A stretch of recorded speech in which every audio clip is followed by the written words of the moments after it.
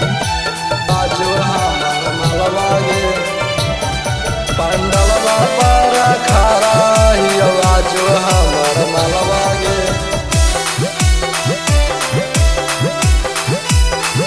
आजो हमर मलवा गे केने से फोनमा तू करो ही रे कनु पता नहीं तू चलो ही रे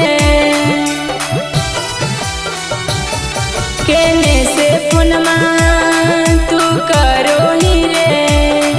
कनु पता नहीं तू चलो ही रे खाली कौ हलवा नया बोहवा बजवा कहीं दिखौ नहीं सकलवा गे पंडलवा पर खड़ा हियो आजो हमर मलवा गे पंडलवा पर खड़ा हियो आजो हमर मलवा गे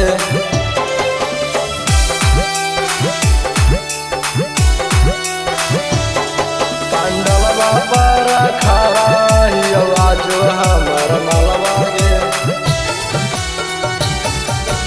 आजो हमर मलवा गे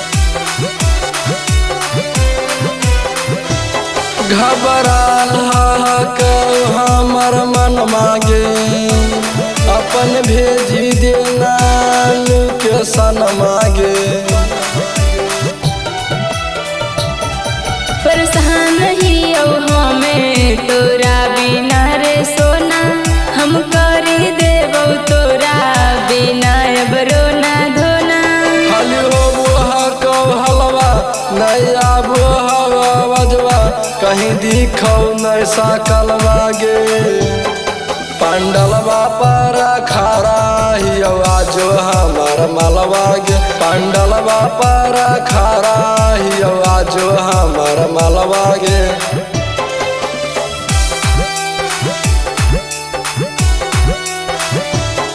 पंडलवा पर खड़ा हियो आजो हमर मलवा गे आजो हमर मलवा गे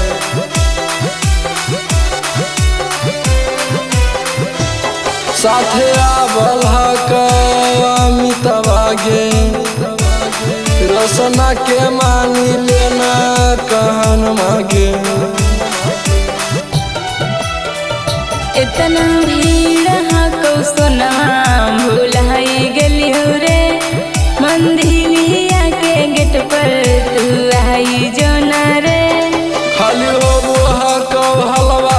नया बोहवा बजवा कहीं दिखौ नहीं सकलवा गे